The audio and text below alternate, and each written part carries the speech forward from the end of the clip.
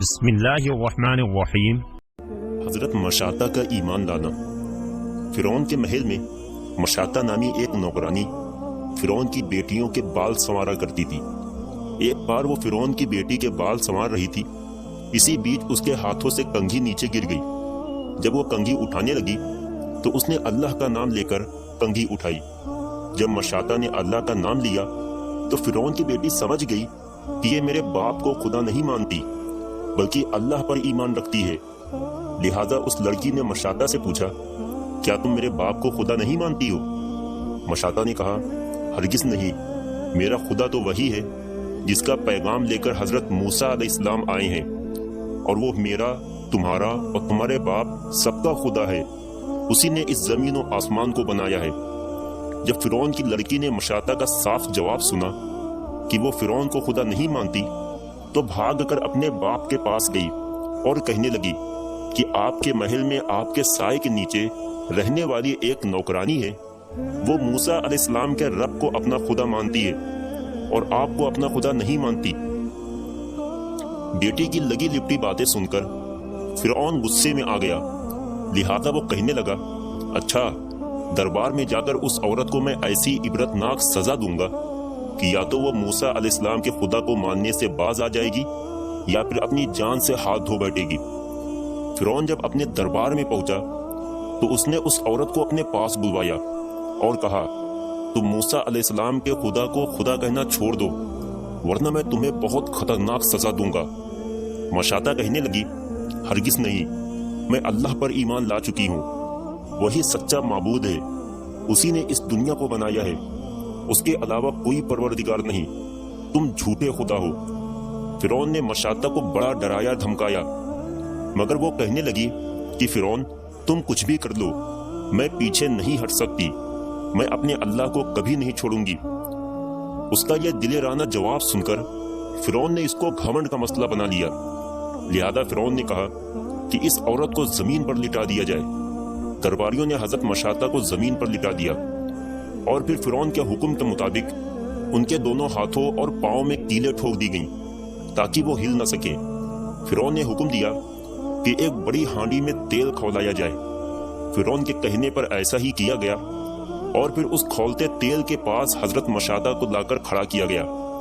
اسی وقت ایک وزیر آیا اور اس نے فرعون سے کہا کہ میرے آقا، اس عورت کے 3 بچے ہیں جن میں 2 بڑے ہیں اور ایک دودھ پیتا گود کا بچہ ہے، اگر اس عورت کے بچوں کو اس کے سامنے قتل کر دو تو یہ اپنی ممتا سے مجبور ہو کر آپ کی بات مان جائے گی۔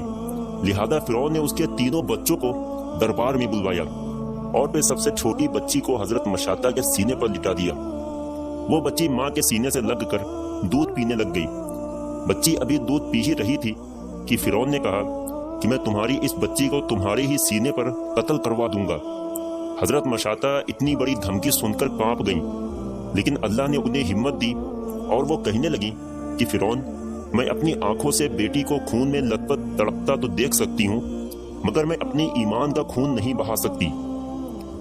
یہ سن کر فرعون نے درباریوں کو حکم دیا تو انہوں نے اس کی سب سے بڑی بیٹی کو پکڑ کر کھولتے تیل میں ڈال دیا۔ دیکھتے ہی دیکھتے وہ جل کر کباب بن گئی۔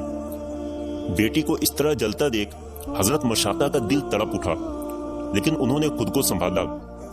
فرعون نے جب دیکھا کہ بیٹی کو جلتا دیکھ مشاطہ کی آنکھوں سے آنسو بہ رہے ہیں تو اس نے سمجھا کہ اب یہ عورت اس کی بات مان جائے گی، اس لیے فرعون نے کہا، مشاطہ، اگر تم ابھی مان جاؤ تو تم اپنے ساتھ اپنے 2 بچوں کو بھی بچا لو گی، ورنہ میں تمہارے ان 2 بچوں کو بھی اسی طرح آگ میں ڈال کر تڑپا تڑپا کر مار ڈالوں گا۔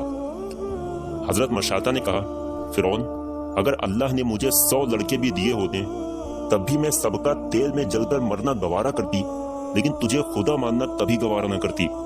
یہ سن کر فرعون نے حکم دیا کہ اس کی دوسری بچی کو بھی اٹھا کر تیل میں ڈال دو۔ درباریوں نے ایسا ہی کیا اور پھر دیکھتے ہی دیکھتے دوسری بچی بھی تیل میں جل کر ختم ہو گئی۔ آخر میں حضرت مشاطہ کی چھوٹی بچی کو بھی فرعون نے قتل کرنے کا ارادہ بنا لیا اور پھر اس بچی کو ماں کے سینے پر ہی لٹا کر کاٹ دیا گیا۔ جس ماں کے سینے پر بیٹی کا خون بہ رہا ہو، اس ماں کے دل پر کیا گزرتی ہوگی۔ جب فرعون حضرت مشاطہ کی سب سے چھوٹی بیٹی کو قتل کروانے جا رہا تھا تو حضرت مشاطہ یہ دیکھ کر تڑپنے لگی۔ اللہ نے اسی وقت اس چھوٹی بچی کو بولنے کی طاقت دی اور اس نے اپنی ماں کو پکار کر کہا، اماں جان صبر رکھنا، اصلی خدا وہی ہے جس کو آپ مانتی ہیں، ہمارا اللہ دیکھ رہا ہے، بس کچھ ہی پل کی دوری ہے، ابھی ہم سب لوگ جنت میں ایک جگہ جمع ہو جائیں گے۔ یہ سن کر حضرت مشاطہ کا دل اور مضبوط ہو گیا اور پھر دیکھتے ہی دیکھتے کچھ ہی پلوں میں وہ چھوٹی بچی بھی تڑپ تڑپ کر شہید ہو گئی۔ جب بیٹی ٹھنڈی ہو گئی تو فرعون نے کہا کہ مشاطہ اب ہم تمہیں قتل کریں گے، تمہارے پاس ابھی بھی موقع ہے، اگر مان جاؤ گی تو تمہیں چھوڑ دیا جائے گا، ورنہ تمہاری لڑکیوں کی طرح تمہیں بھی تڑپا تڑپا کر مار ڈالا جائے گا۔ حضرت مشاطہ نے کہا، فرعون تم کو جو مرضی ہو کر لو، میں پیچھے نہیں ہٹ سکتی۔ فرعون نے غصے میں درباریوں کو حکم دیا کہ اس عورت کو بھی کھولتے تیل میں اٹھا کر ڈال دو۔ جب درباری حضرت مشاطہ کو پکڑ کر تیل کی طرف گھسیٹنے لگے تو حضرت مشاطہ نے فرعون سے کہا، اے فرعون مرنے سے پہلے میری ایک خواہش پوری کر دو۔ فرعون نے کہا، بتاؤ۔ حضرت مشاطہ نے کہا کہ جب مجھے بھی تیل میں جلا کر مار ڈالنا تو میری اور میری تینوں بیٹیوں کی ہڈیوں کو ایک ہی جگہ پر دفن کرنا۔ فرعون نے کہا، ٹھیک ہے، تمہاری یہ خواہش پوری کر دی جائے گی، اور پھر درباریوں نے حضرت مشاطہ کو بھی کھولتے تیل میں اٹھا کر ڈال دیا۔ حضرت موسیٰ علیہ السلام اور اللہ کے رسول صلی اللہ علیہ وسلم کے درمیان 2000 سال کا فاصلہ ہے۔ حدیث پاک میں آیا ہے کہ جب اللہ کے رسول صلی اللہ علیہ وسلم معراج پر تشریف لے جا رہے تھے تو راستے میں مصر کے پاس ایک وادی سے جنت کی خوشبو آنے لگی۔ آپ صلی اللہ علیہ وسلم نے حضرت جبریل علیہ السلام سے پوچھا، جبریل یہ جنت کی خوشبو کہاں سے آ رہی ہے؟